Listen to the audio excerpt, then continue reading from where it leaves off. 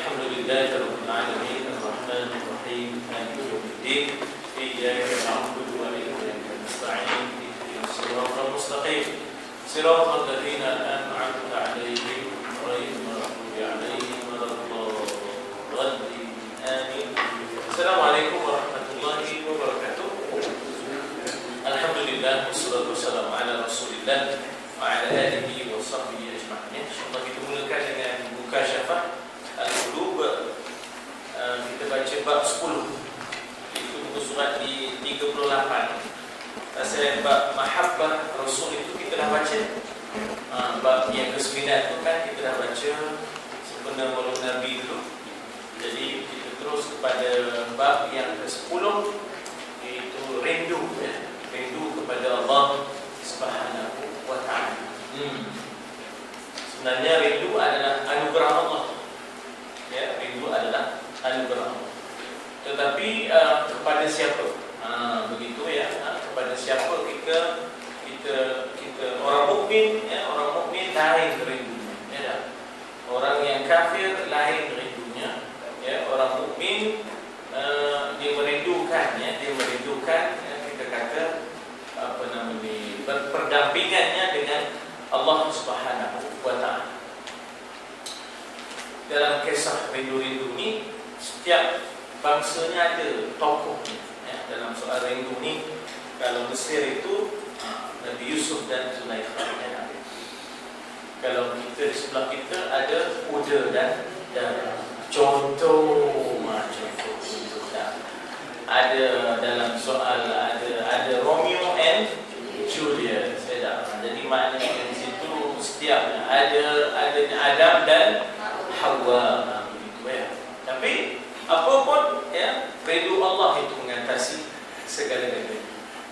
Ingat, apabila insafnya Zulaikha, maka walaupun dia dapat Yusuf, tapi banyak masa dia bukan dengan Yusuf dah.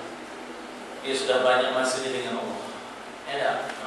Sampainya kuranglah dia bersama dengan Yusuf, banyaklah dia ditikar sembahyang.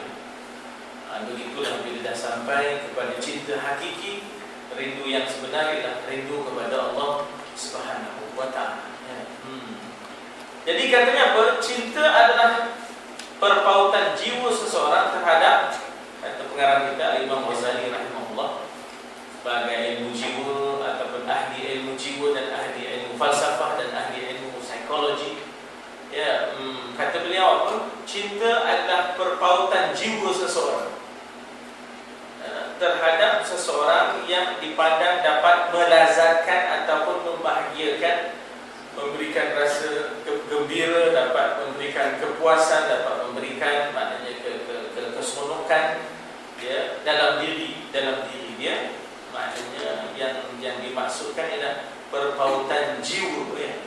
Bukan jasad, ya, bukan jasad. Jasad ni lebih kepada hayawan, ya. Jasad ini lebih kepada hayawan. Tetapi bila sebut insan, dia bukan jasad semata, ya. Dia lebih kepada jiwa seseorang yang terpaut terhadap sesuatu yang dirasa ni boleh membahagiakan dia. Maknanya dia bukan sekadar nak seronok, tapi membahagiakan, happiness. Dia ada amusement, dia ada happiness, ya. Amusement ni sekadar nak seronok je, tapi happiness ni adalah kebahagiaan. Sayyidina Ali ada sebut begitu, ya, what money can buy, ya. Apa duit boleh beli. Katanya money can buy amusement but cannot buy happiness, ya. Duit boleh beli keseronokan itu, keseronokan ini, tapi dia tak boleh membeli kebahagiaan. Money can buy bed but cannot buy sleep. Boleh belilah Slumberland, Dreamland, Dunlop Pillow, apa semua, Fajar Asmara punya banteng, but cannot buy sleep. Ya tak? Ada orang tak ada Slumberland, Dreamland, tidur di pembuang, ya tak? Oh, lembut, tidur, ya. Money can buy medicine but cannot buy health. Duit boleh beli, ya tak? Macam-macam ubat, segitu ubatnya. Bukan dimakan ubat, ya tak? Risau, ya. But cannot buy health. Tak boleh nak beli kesihatan, ya tak? Money can buy books but cannot buy brain. Ya. Adalah banyak buku drama student educator dah. LCE-nya C je dah. LCE-nya C dah. Money can buy books but cannot buy brain je dah. Money can buy religion but cannot buy salvation je dah. Boleh belilah macam-macam yang dilakukan oleh gerakan Kristian dan sebagainya dah. Tetapi hati manusia sebenarnya menyerah kepada siapa dah. Yang itu tak dapat nak dibeli, tak dapat nak dibeli. And money can buy amusement but cannot buy happiness. Duit boleh beli keseronokan tapi tak boleh beli kebahagiaan. Jadi yang dikatakan kekasih itu, yang dikatakan cinta itu, bila kita terpaut dengan seseorang yang boleh membahagiakan kita. Jika perpautan itu lebih kuat lagi, maka timbullah rindu. Santap sirih, berkaca-kaca, minum air, terbayang-bayang. Orang Melayu kata mabuk kebayang. Minum air, terbayang-bayang. Jadi terlalu kuat, terbawa-bawa. Sebab itu Ahlullah, Ahlullah, orang yang berhampiran muqarrabin, yang hampir dengan Allah, dunia ni tak ada apa bagi dia. Dunia ni tak ada apa. Yang dicarinya rindu Allah. Yang dicarinya adalah keredaan Allah. Kurniaan dunia ni tak ada apa bagi dia. Tak ada apa. Kurniaan dunia ni tak ada apa.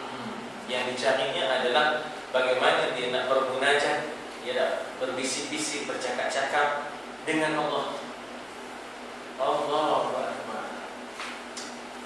Zaman kita ni macam-macam fitnah lah. Televisionnya yang terkini, Facebook lah, yang terkini WhatsApp lah. Surah muntah yang itu, muntah yang itu. Quran datang mana? Udah naik. Bangun-bangun subuh speaking itu dulu. Facebooknya, WhatsAppnya, musuhnya. Memang itu satu fitnah sungguh lah. Fitnah ini mana ujian lah. Ujian. Jadi sudah hilang rindunya kepada kalam Allah, kepada Allah. Sehingga redalah seseorang orang yang rindu itu menjadi hamba kepada kekasih. Sampai ke tahap aku jual lah. Dia rasa gembira menunaikan kehendak kekasihnya. Bukan rasa penat tak? Bukan rasa letih tak? Dia rasa gembira menunaikan kehendak kekasihnya. Rindunya pada Allah, dia bukan rasa penat puasa, dia rasa gembira puasa. Maknanya rindunya dia, seronoknya dia, gemurnya dia menunaikan kehendak kekasih. Sehingga dia bukan penat, puas hati. Dapat bila dia buat susah tu demi kekasihnya, dia puas hati sungguh. Dia bukan rasa beban demi kasihnya tadi sebab itu sebenarnya orang mukmin menjelang Syawal dia mula sedih dia. Orang mukmin bukan bila menjelang Syawal, onoknya lega, lepas puasa dah tak ada dah paling, kan begitu kan. Orang mukmin dia lega menyusahkan dirinya demi kekasihnya Allah. Maka dia lega berpuasa demi kekasihnya Allah. Allah ni nak dapat ni bukan senang. Sebut ni seronok seorang yang kasih ni kepada seseorang, tentu dia akan cari apa benda yang digemurnya. Bukan cari buah kantong. Sehinggalah reda dia menjadi hamba kepada kekasih. Mahu mengorbankan segala yang dimiliki demi kekasih. Sebab di hujungnya adalah kebahagiaan. Di hujung pengorbanan itu adalah kebahagiaan. Dia takkan mungkin kita bicara soal kebahagiaan tak ada pengorbanan. Tak mahunya. Berhenti ke? Tak berhenti ke? Tak mungkin seseorang itu akan mencapai kebahagiaan tanpa pengorbanan. Korban perasaan, korban keselesaan. Di hujungnya lah barulah kita akan dapat maknanya kebahagiaan. Setelah kita mengorbankan, mengorbankan demi kekasih, iaitu Allah tentunya. Masih ingat? Masihkah ingat? Soalan dia dah. Masihkah ingat cerita Siti Zulaikha? Siti itu sebenarnya lebih kepada madam lah. Madam Siti itu. Nama Zulaikha, makna Aisyah. Sebenarnya tak ada Siti itu Khadijah, tak ada Siti itu, tapi Siti itu Madam Aisyah, Madam Khadijah. Jadi dinamakan Siti ya tak? Sebab yang lakinya Sayyidina ataupun Sayyidatina ya.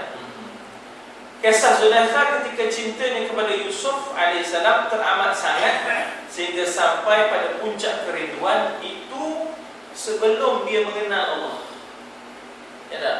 Itu dia belum insaf lagi. Ya tak? Itu belum insaf lagi. Begitu ya. Dia rela mengorbankan segala harta dan kecantikan dan kedudukan dia, maruah dia. Dia kejar Yusuf. Padahalnya ya, kita kata bahawa itu sebenarnya mengorbankan maruah. Ada kepatut dia first lady tiba-tiba gemuk ke orang gaji, dia kejarnya orang gajinya. Ya Allah, itu lagu orang tak? Jadi buah mulut maknanya orang Mesir tak? Tapi itu mula-mula ya, sebelum dia mengenal cinta Allah. Dia rela korbankan segala harta kecantikannya. Dia memiliki emas permata kalung, tak? 70 unta. Ya tak? Kalung permata, memiliki emas permata kalung, ya tak? Dan apa tu? Lontik. Yontik. Ya, yontik.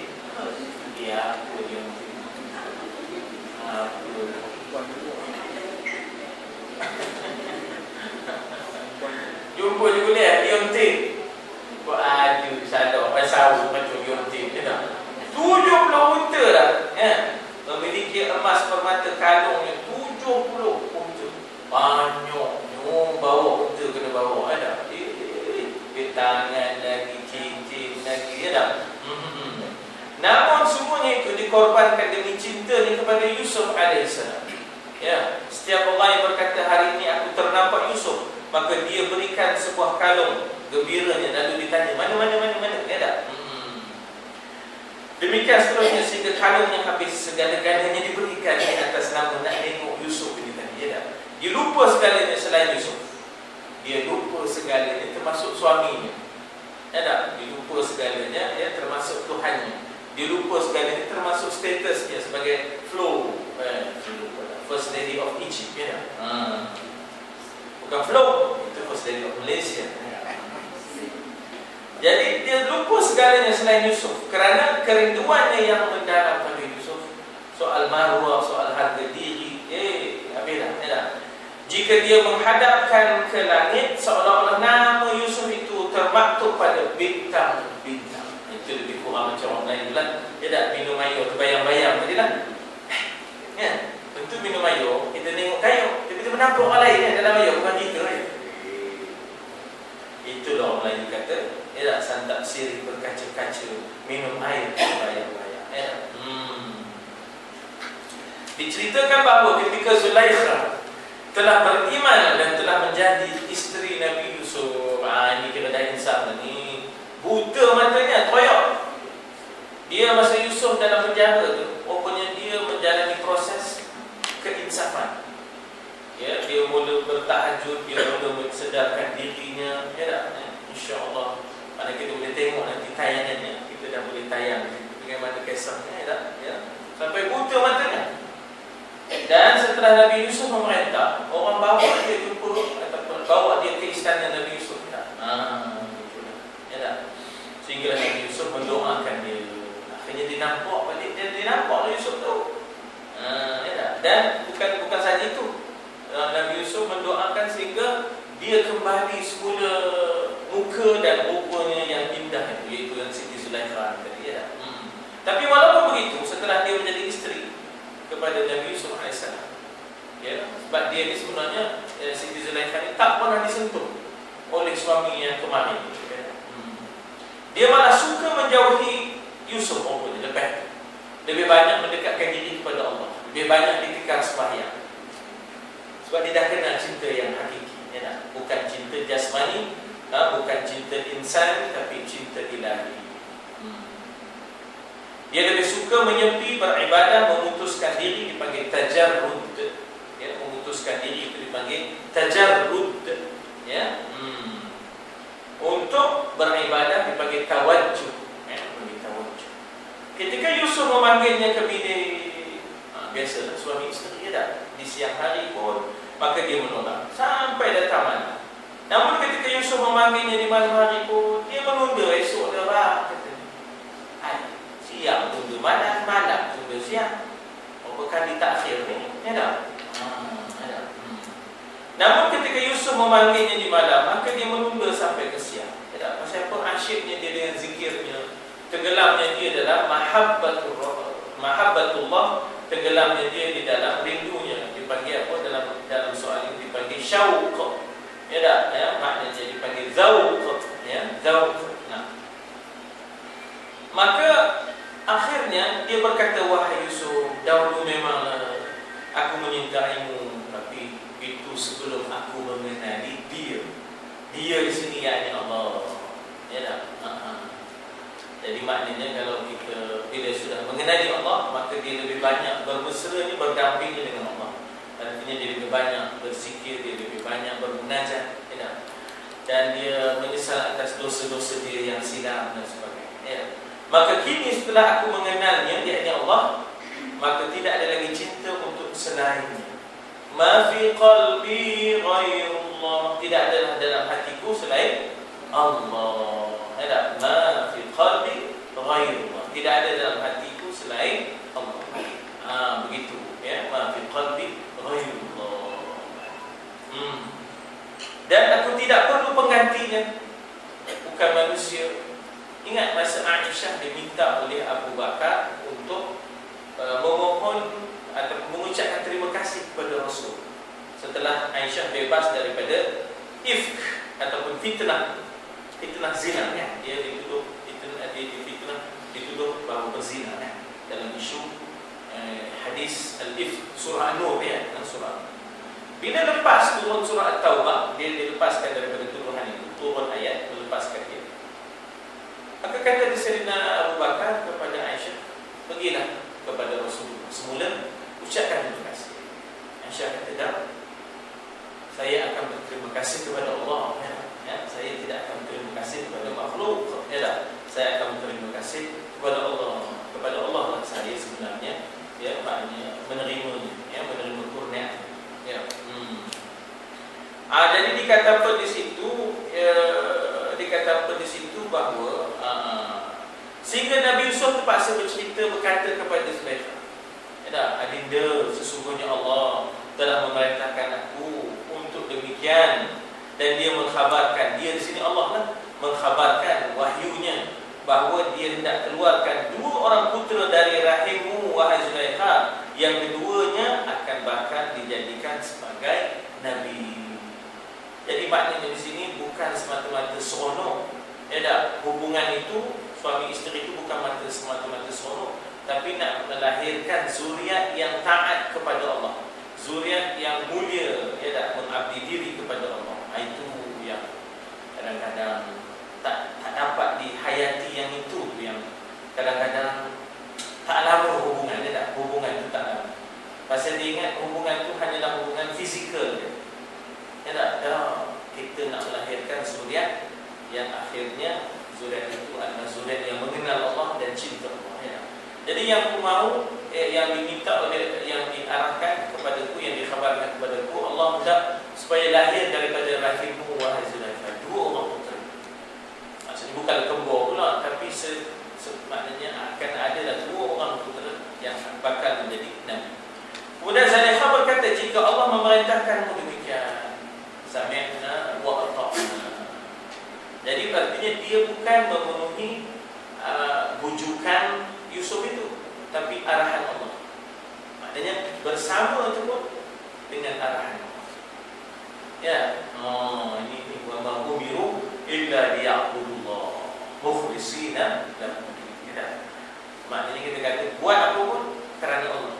Ya, kerana bersama itu pun bukan kerana ajakan Yusuf, tapi kerana Allah. Oh, kalau begitu, ya, jika Allah memerintahkanmu demikian supaya lahir daripada rahimku 2 orang putera yang kedua-duanya adalah nabi, dan menjadikan aku sebagai jalan, sebagai maknanya wasilah. Jalan di sini wasilah, ya, means, ya, wasilah, jalan untuk maka aku taatlah. Bukan taatkan Yusuf, taatkan perintah Allah. Ya tak? Kemudian dengan suka hati dia melayani Yusuf alaihissalam sehingga dapat melahirkan 2 orang putera, ya, maknanya berperingkat-peringkat untuk menjadi nabi bagi Bani Israel. Ya tak? Nabi bagi Bani Israel. Ya. Baik, jadi di sini kita nampak apa? Rindunya Zulaikha kepada Allah. Dulu betul kepada Yusuf, tapi sebenarnya kali ini dia rindu kepada wajibul wujud, bukan yang mungkin. Jadi tuan-tuan, yang ini pun sebaiknya kita disuruh supaya buat apa pun projek dunia ni, bismillah. Ya tak? Buat apa pun di dunia ni tak lepas daripada nama Allah. Ya. Jadi begitulah disuruh supaya kita itu menyebut-nyebut Allah, ya, dalam segenap perkara. Baik, kemudian diceritakan bahawa ketika Majnun ditanya, siapa namamu? Dia berkata, Laila. Wallahu a'lam. Ada apa pun nak bicara? Sila. Ya. Tak dengar? Yusuf alaihissalam. Adakah? Tak dosa tak layan suami. Adakah dia tak dosa ya? Ya, sebenarnya begini ya. Dia, kita kata bahawa bagaimana Nabi tiba-tiba meninggalkan Aisyah. Sedang Nabi tidur dengan Aisyah, Nabi keluar ataupun Nabi tinggalkan Aisyah, lalu Nabi tahajud ya. Dan Aisyah tercari-cari mana terpegang kaki Nabi yang sedang sujud. Ya. Apa maknanya di situ? Maknanya di situ bahawasanya bersama dengan isteri ataupun bermalam dengan isteri itu wajib. Ya, bermalam dengan isteri itu adalah wajib. Tetapi untuk bersetubuh itu, apakah wajib setiap malam? Tidak. Maknanya kita kata bahawa kehendak daripada Nabi Yusuf tadi nak bersetubuh. Jadi maknanya kewajipan sebenarnya bukan bersetubuh, kewajipan bermalam. Kewajipan bermalam itu, yang itu tak bermalam berdosa. Tapi kewajipan bersetubuh itu bukan mestinya, bukan mesti. Jadi maknanya kita kata bahawa ada kondisinya, keadaannya di mana suami boleh mengelak ataupun isteri boleh mengelak, sakit ke, terlalu ngantuk ke, dan sebagainya. Jadi maknanya benda itu kalau mengelak, tapi maknanya ada alasan lah, ya, ada alasan. Jadi dalam konteks itu kita kata bahawa bermalamnya Nabi Yusuf dengan Zulaikha itu jelas, ya, jelas. Tapi apakah wajib untuk memenuhi setiap malam itu? Tidak. Tidak menjadi kewajipan. Nah, kalau kita baca kitab-kitab fiqh, sebenarnya wajibnya itu sebenarnya sekali. Ya, wajibnya itu sekali. Ya, dah. Maknanya dalam perkahwinan, dalam umur perkahwinan itu, kalau dapat sekali pun kira dah dapat tunaikan wajib. Ya, dapat tunaikan wajib. Tetapi ya sebagai fitrah manusia tidak. Dan di sini Nabi Yusuf dia, maknanya kita kata Zulaikha dia tadi, bukan maknanya dia cuba nak mengabaikan suami, tetapi asyiknya dia dalam munajat itu dan zikir. Tapi setelah diberikan penjelasan, barulah dia akhirnya melayan. Dia dah. Kita kata bahawasanya pada dasarnya bermalam itu adalah wajib. Bersama itu bergantung kepada kondisi dan keadaannya. Dan kita kata bahawa jangan sampai membawa unsur yang boleh mendedahkan pula suami kepada zina. Jangan sampai pada unsur yang boleh mendedahkan suami pada zina. Maka ketika itu isteri wajib mendatanginya ataupun wajib kita kata melayaninya. Wajib melayani. Kalau tiba-tiba dia macam sekarang katalah kan, orang dah umur dan masing-masing ngajak diri bersemiran. Maksud saya lah, kalau kita letakkan wajib begitu, payah kita ni, payah kita. Jadi taklah kita kata bahawa kondisi, situasinya kena mengambil kira. Ya, kena mengambil kira umur, kena mengambil dan sebagainya. Jadi Zulaikha tadi bukan dia nak mengabaikan suaminya, Tapi kerana dia sudah asyik tadi, kemudian setelah suaminya menjelaskan tuntutan Allah, barulah dia melayani suami. Kalau tidak asyik dengan munajatnya itu, bukanlah tujuannya nak mengabaikan suami, tidak. Jadi dalam konteks itu seorang isteri kalau dia tiba-tiba menghalang dirinya sampai suami terdedah berzina, maka ketika itu wajib dia melayan suami. Wajib.